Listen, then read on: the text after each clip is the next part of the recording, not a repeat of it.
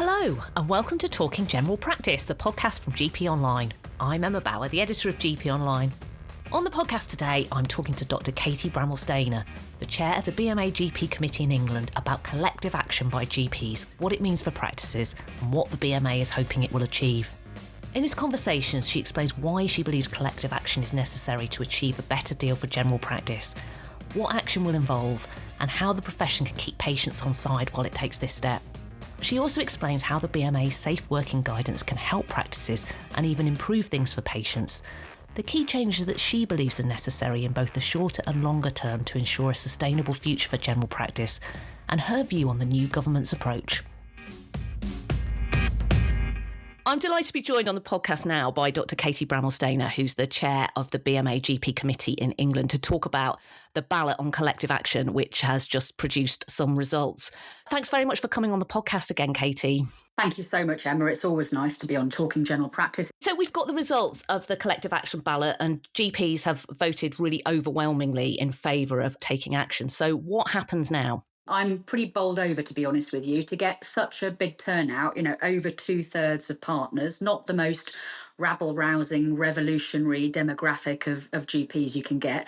And then to also get a result like 98.3%, I think that's pretty unequivocal. I'm immensely grateful to all of the GPs out there, not just partners, but practice managers, managing partners, nurses, pharmacists, everybody who joined, registrars, salaried and locums as well. What happens now? Well, it's all on the toolkit. You've got a menu of actions. You don't need permission. You need to do what's right for you. Now, I'm pragmatic. I'm a GP. I understand it's August. We might have lots of people away on annual leave and things changing. This is a marathon, not a sprint. We know it's going to be difficult. I don't think we're going to get given huge concessions and new contracts and the billions that we're owed in funding without fighting for it. We've seen every other branch of practice and what was needed. And I think whilst the environment is more conducive to success than perhaps it has been previously, any success is going to need to be hard fought. So we're going to need to look at all of those actions and understand what we need. And I think what the media have really captured on is the safe working guidance and how we're going to be limiting patient care, when in reality, listeners to Talking General Practice should be familiar that this has been BMA guidance now for the best part of a decade. And it's actually based on some really sound evidence from across Europe. And many of your listeners also will have seen the images and the data that we've shared that actually shows patient satisfaction can increase with safe working guidance because you're spending longer with those patients that need that amount of time. You're embedding better continuity. You're still going to be triaging. You're still going to be looking to see what you can do. So you're managing those patients that need your care the most. But you can't meet the needs of your population anyway. And you can either kill yourself trying, or you can try to be as safe as you can, prevent mistakes, protect your staff, keep your GPs in your surgery, keep your reception staff sane, and not threaten the viability of your contract. And it's very clear what we need to do. So the government's agreed to implement the Doctors and Dentists Review Body recommendations to increase the contract uplift to give partners, practice staff a 6% pay rise. That's up from that initial 1.9% funding uplift that started this ballot process. The BMA's called that uplift deeply disappointing. Can you explain why that is? And would any of uplift have been enough to kind of avert collective action? That's a really good question. So I hope some of your listeners will be familiar with the swingometer that we produced. And we did that back in May because looking ahead, we anticipated of what DDRB would most likely be based on discussions with the previous Health Minister and the Minister for Primary Care, Andrea Leadsom, where they said, oh, no, it's not 1.9%, it'll be 1.9% plus DDRB. And obviously that's up to the Treasury, but we really want to be able to do that. And we anticipated that it would probably be in the region of, 4 to 5%. And it's actually 6% in total. So it's 6% in total, take away 1.9 from April, leaves you with 4.1. And if you look at 4.1 on the swingometer, you'll see that it's still in the kind of red to amber phase. So it still shows how many hundreds of millions of pounds less the GP contract is worth today in comparison with just 5 years ago. And I think that really underlines how damaging the multi-year PCN-DES framework was, locking in that 1.2% inflation at a time when inflation was running rampant and wage inflation and utility bills and costs and austerity were really biting practices hard. And we've also got to factor in that the earnings and expenses data is going to be anticipated towards the end of this month. It always is. It's always 2 years behind. We've maintained to government and NHS England and the department that we're anticipating that the average earnings and expenses is going to be dropping for partners. And we expect that to be demonstrated. And it'll drop again, even more next year and the year after. So we need to understand that so long as practices continue to close because they're not financially viable, and so long as GPs are leaving the NHS in droves, which they are, so it doesn't matter how many new poor GPs are coming through without jobs, how long are they going to be on the performers list? How long will they remain in England? That's the question. So whilst we're in this climate of practices remaining, without any financial viability, it is insufficient, and the devil will be in the detail. Now, talking to you at this point today, we don't have yet the detail from NHS England. Will this apply to the entirety of Global Sum? Will they be trying to pull a fast one and insist that we offer a 6% pay rise to all of our employed staff, but not providing the funds for that? The devil's in the detail, so it'll be very interesting to see how this maps out over the coming days and weeks. One of the other big announcements we've seen this week as well is about £82 million being added to the ARS for the rest of this financial year as an emergency measure to allow PCNs to recruit GPs. The government says this is going to allow for the recruitment of an extra 1,000 GPs. And obviously, the aim is to avoid this situation of all these registrars who are due to qualify this summer finding they don't have any jobs to go to. But what's your view on this? Is it a good thing? Do you think it will help? So I think we welcome the Secretary of State's prioritising the need to sort out the GP unemployment crisis as quickly as he possibly can. Will this solve it? No, it won't. We've been very honest with him. It's a 6-month sticking plaster. And he says he's had to do it this way because it's the fastest vehicle to get the funds channeled in to do what he needs. I said to him last week, you are still going to have hundreds, if not thousands, of unemployed GPs despite this investment. But it's welcome. However, what we need are those GPs to have roles in practices. We don't, it's because, let's face it, it's mainly going to be around those GPs who have recently obtained their CCTs in the past 2 or 3 years, if not this summer. And when you're a newly qualified GP, you're not the finished article. It's like when you pass your driving test, you've got to cut your teeth, you've got to do your first few thousand miles. I remember when I qualified, I had a salaried job in my training practice, and that was immensely helpful. I had that, kind of informal supervision, that peer support, that mentorship. I felt safe. I've had questions answered.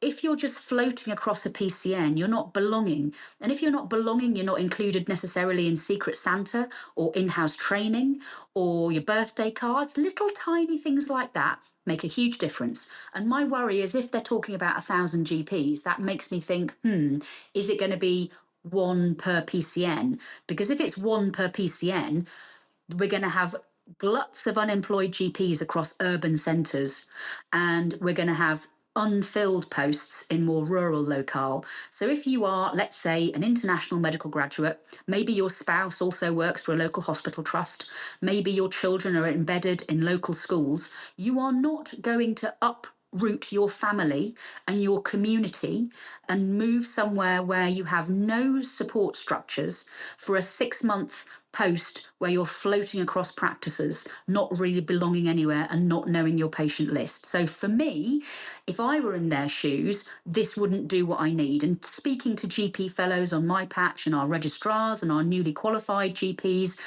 they're telling me the same thing. But let's be positive. It's only 6 months. So does that mean there's an opportunity in 25-26 contract and beyond to look into having an emergency revision to the GP retainer scheme? Because I think I'd put that forward as a solution. Or full reimbursements for the GP newly qualified fellowship scheme. I put that forward as a solution, where you could have those CPD sessions, which could be at a PCN level or at an integrated care fellowship. You could do all that stuff, the flowery stuff around it. But the key thing here, which fits the Labour manifesto commitments, is around continuity of care, bringing back the family doctor.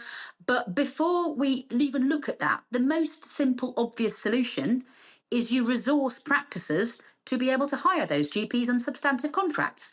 And otherwise, we're kind of treating the symptom. We're not actually treating the condition. You've talked a bit there about the fact that you've obviously met Wes Streeting since the Labour Party won the election. What have you discussed with him? Did you discuss collective action and the ballot? Did he give any signs that there were potentially some better things on the way for general practice? Yeah, no, he has. He has. I completely appreciate his frustration. He's a health secretary that didn't plan when the general election was going to be. He's inheriting a primary care and a secondary care landscape that is desolate and derelict. I don't envy him. And he's got a public purse that is unfortunately quite sparse in comparison to, let's say, 1997, where it was a very different set of circumstances.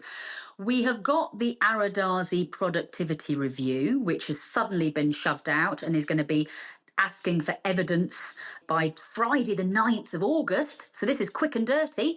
And they want a maximum of 5 PowerPoint slides, which means probably 100 words of text and a few images to demonstrate evidence of productivity or the lack of it.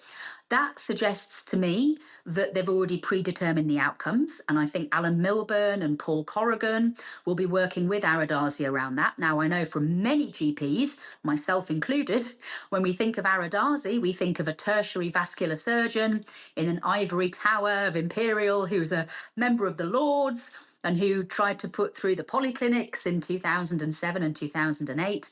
My hope is that he's looking at this from a transformation agenda and a productivity agenda rather than a quality agenda, and that this is potentially an opportunity to have the evidence base to give the government the levers to start the reallocation and redistribution of NHS funds to make it more proportionate. Now, that's going to cause pain because trusts are not going to want to lose any income. And it's going to be difficult for us in general practice because I can easily imagine the Academy of Royal Medical Colleges. You've only got one college of GPs. You've got all the other colleges. The BMA, you've got one committee of GPs. You've got all the other committees of all the other hospital doctors. People will feel threatened.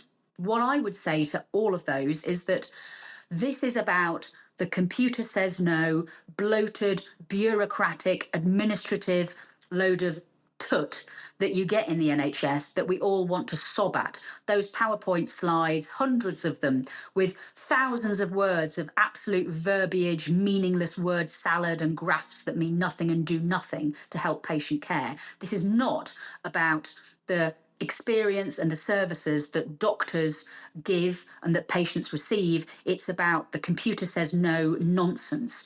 And actually, if we can start to trim that back and reallocate stuff where it's desperately needed, where it could be delivered in a much more effective and efficient means, such as general practice. And I've made no bones about saying, hang on, why don't we make general practice the neighbourhood health service? Why can't we take on district nurse contracts, ambulatory care, health visiting, wrapping around safeguarding, social work hosting? If we have the resources that community trusts have, I have every confidence that we could do an incredibly good job. And actually, if that's the message that's hitting the new government, well, then there's something here we can talk about. Maybe that's blind optimism, but I think we have to be constructive. We have to be solutions focused. We have to be able to paint the picture of what the NHS could be in the future, because if we can't, if we just sit here and moan about how bad things are, nothing's going to change. We have to be able to describe what we know that we can achieve and deliver if we are given those resources. Before we come on to talk a bit more specifically about the ballot itself and what's going on next, do you feel quite positive about this new government now? I think, as I said, we've got an environment that's more conducive to change than one that we had. But we also have to recognise that the public finances are in a parlous state. There's a £20 billion black hole. There's a £40 billion Brexit black hole. Things are not going to be easy. So any new funds and new investment is going to have to be extremely hard fought by the Department of Health and Social Care from the Treasury. So there's going to need to be compelling evidence and necessity.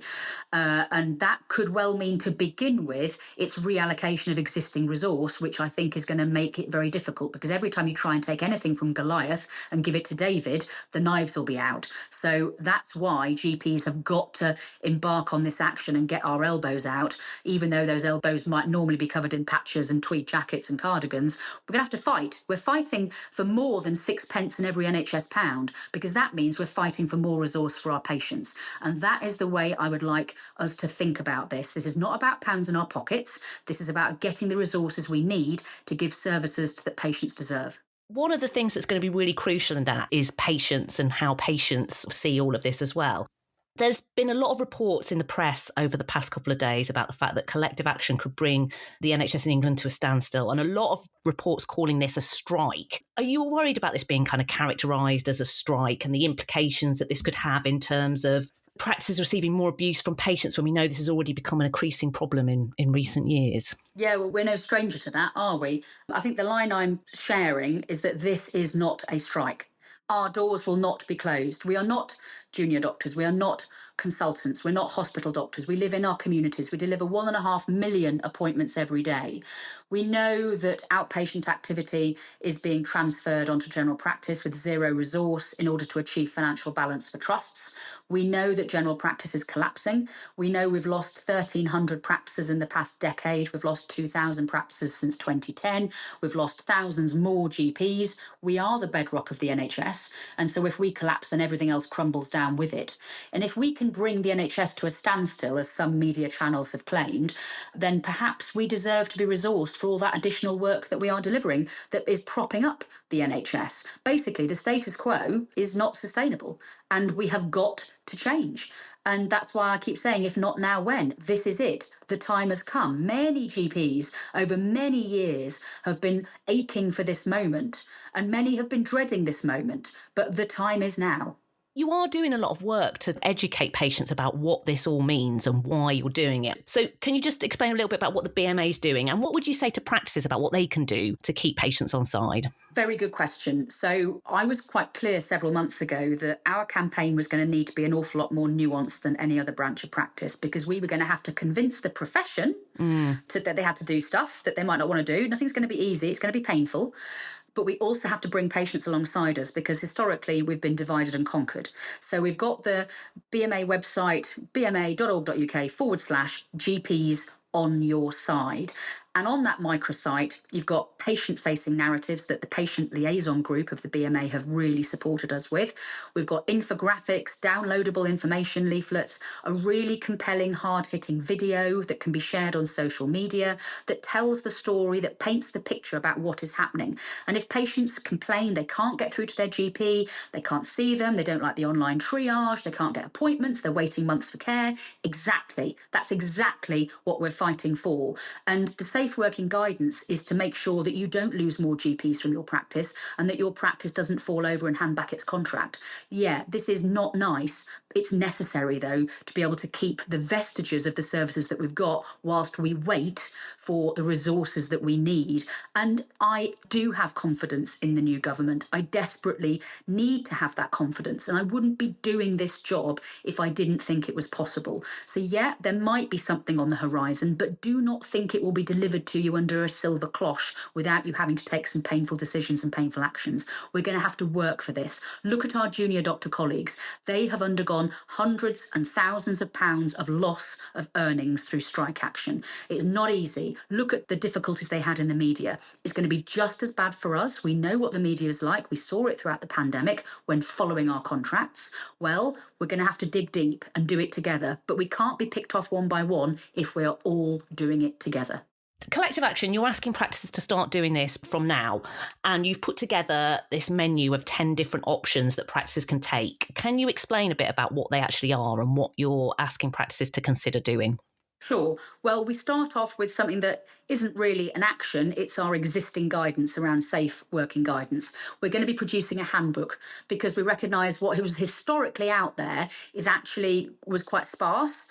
And the feedback we've had from all the webinars and the roadshows has been, well, hang on, we're a coastal community. Hang on, we're rural. Hang on, we're dispensing. Hang on, we've got a very young population. So it's going to be horses for courses. And we've got lots of really helpful cohorting examples, how you roll it out with Duty Doctor, with pre-bookables and the rest of it, support materials for patient navigators and reception teams. That's really important. That's driven by evidence. We do it in my own practice. It has been revelatory. We are never going to go back.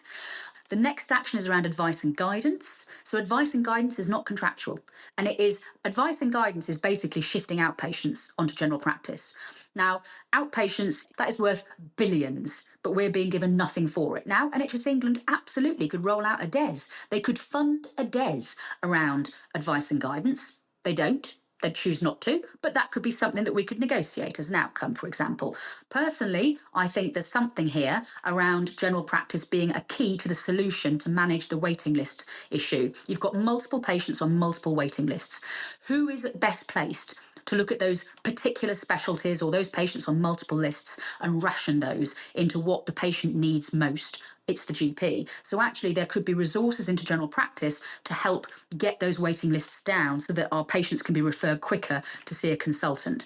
And we need to think about, what would you want for your family? Do you want a whole list of things to go through and to try and work out when you don't know what these results are going to mean? If you're looking at an ECG and you're thinking, oh God, this needs sorting out soon, but the rapid access chest pain clinic's about a 6-month wait, I'm going to have to do advice and guidance for cardiology. Well, cardiology might go, okay, can you do A, B, C, X, Y, Z?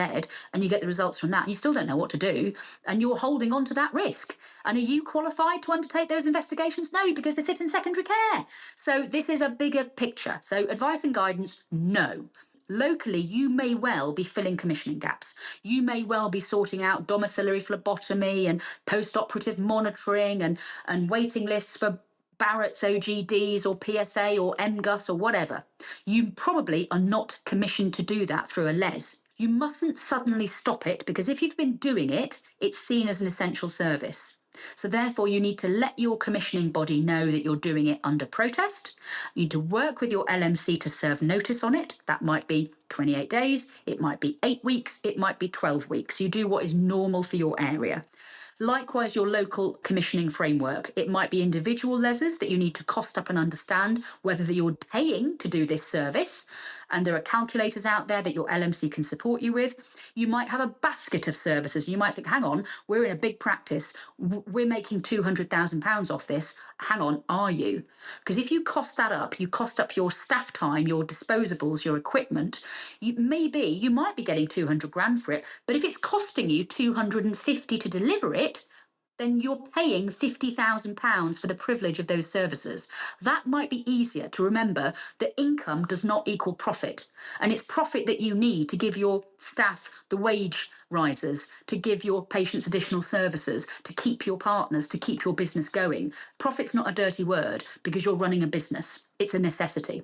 So if that's the case, then it's easier to invoke the notice clause in those contracts. And that's the local angle to this, which will be horses for courses.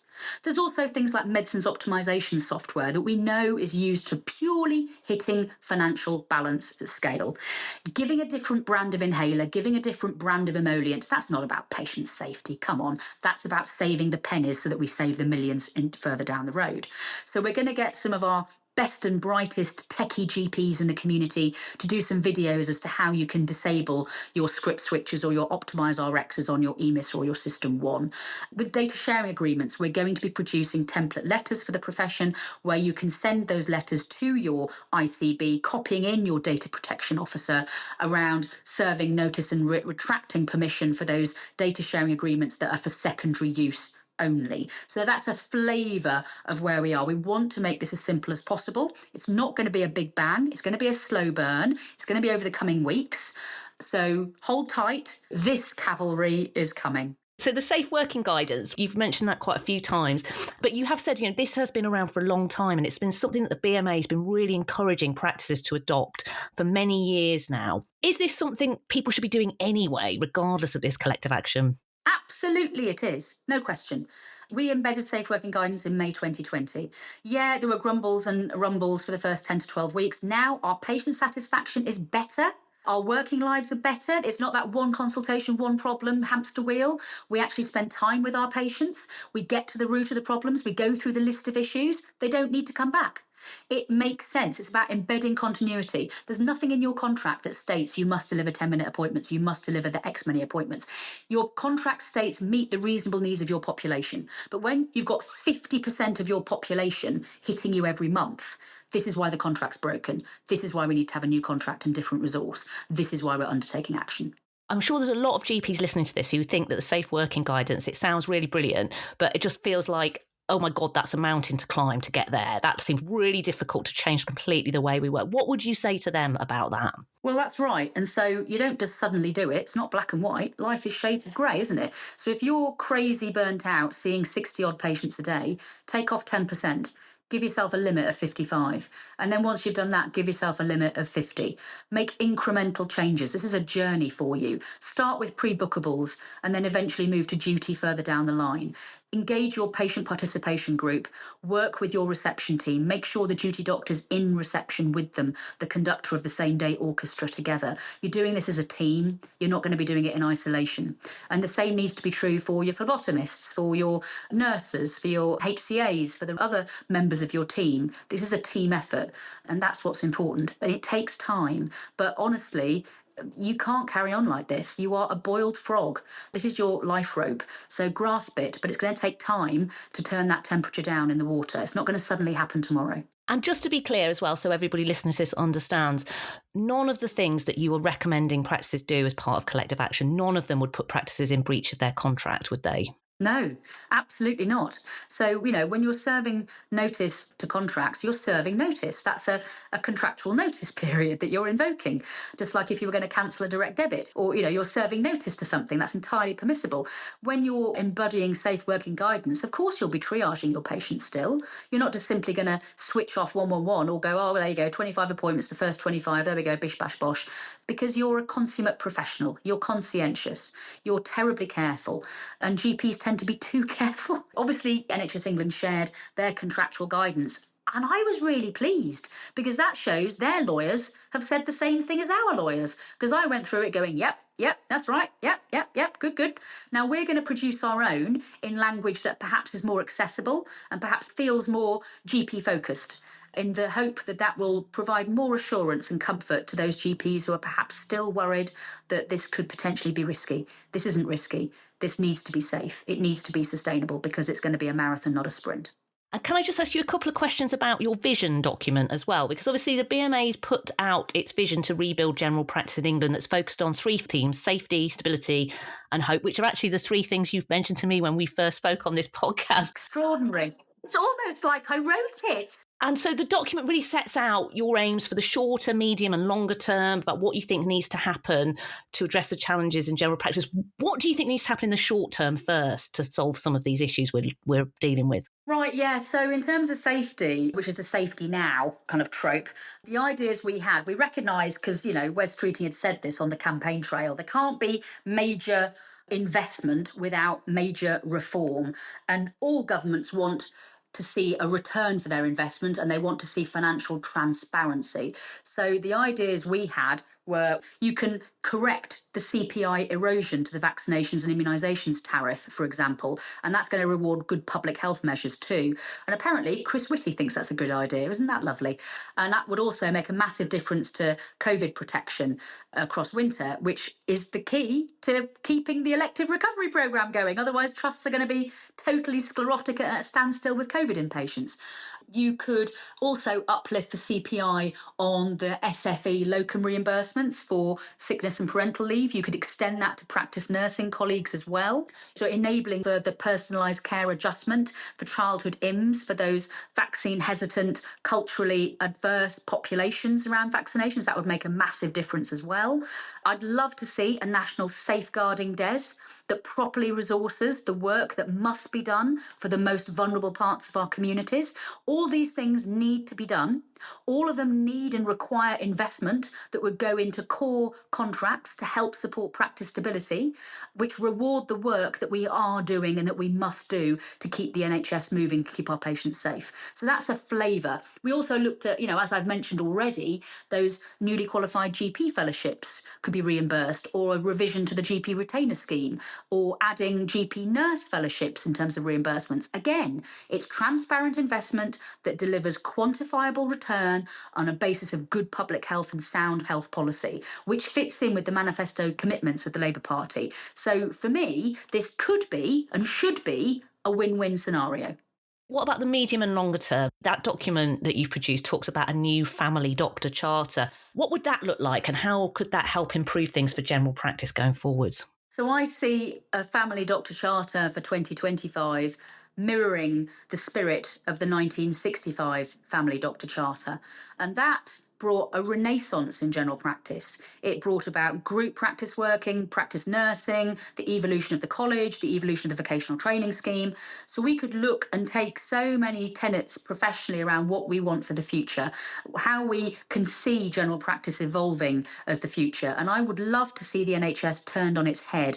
Imagine a roadmap to a new contract is what I see the Family Doctor Charter for next year, a kind of an agreement around principles, no imposition, let's have co-production, faithful negotiation, candour and transparency with government, NHS England, the department and ourselves, working in collaboration with other essential key stakeholders like the college, like many other fora, to get something that's tangible and beneficial, not just for the profession, but also for all of our patients across the country. So when we're talking about you have contract negotiations for next year, at the end of this year, I mean, are you envisaging seeing big changes come April next year, or is this going to be a much longer term thing, do you think? Well, I know what I'd like and I know what is likely. So, I might say, yes, so we need to see, a 15% rise or whatever to practice income, and we need to move everything in ours into core. But I also recognise that there's an agenda within the Department of Health, there's an agenda within NHS England that might not align to that, to say it bluntly. And we're going to need to find a middle ground. There's going to need to be compromises on all sides. But what's most important is that we get resource into those core contracts to keep practices stable. So we're seeing no more contract handbacks. And that makes sense to the financial balance of a wider system, because it's wastage of tens of thousands of pounds of procurement costs, let alone the moral injury and the moral fiscal injury of the unlimited liability to those partners who are having to hand back those contracts. So this is going to be a journey. We are going to need to have quick wins, and the action is part and parcel of securing those quick wins and securing the medium and long-term aims. It's not going to happen naturally. You've got to feel an element of discomfort. It's like doing anything. You've got to have a deadline. You've got to have something prodding your back, and that's what this action needs to be. Thank you so much for coming on the podcast, Katie. I really appreciate your time. Oh, thank you so much, Emma. I love talking general practice. It's great to be here. Well, that's it for this week. Thanks for listening, and thanks so much to Katie for taking the time to talk with me.